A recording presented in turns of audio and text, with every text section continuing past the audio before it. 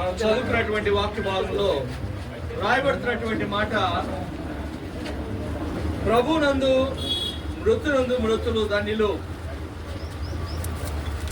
ప్రభునందు మృతునందినటువంటి వారు అనగా ప్రభువును ఎరిగిన వారై, ప్రభువులో జీవించిన వారై, ప్రభువును రక్షకుడిగా అంగీకరించిన వారై, అలాగున జీవించినటువంటి వారి విషయమై ఇక్కడ ఒక మాట వ్రాయబడుతున్నది. వారు విశ్రాంతి పొందుతున్నారు.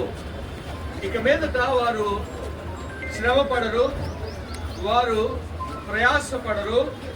వారు భౌతికంగాను, శారీరకంగాను, సామాజికంగాను మరి ఎలాగునూ కూడా వారు మన మధ్యలో కనపడరు.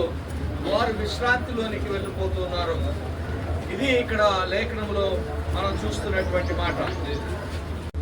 దాదాపుగా ఒక 3-4 మాసాల నుండి తమన్నా చాలా శారీరకమైనటువంటి బలహీనతను బట్టి మరి ఆ ఇంచులోనే ఉండడం, శారీరకమైనటువంటి బాధను చాలా అనుభవించాడు.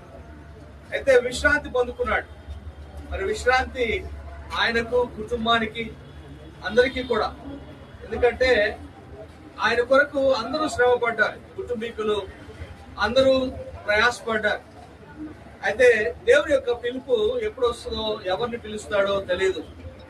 ఒక సమయము కలదు. అందుకే ప్రసంగం అంటాడు, ప్రతిదానికి సమయం కలదు, పుట్టుటకు సరిపోటకు ప్రతిదానికి సమయం కలదు.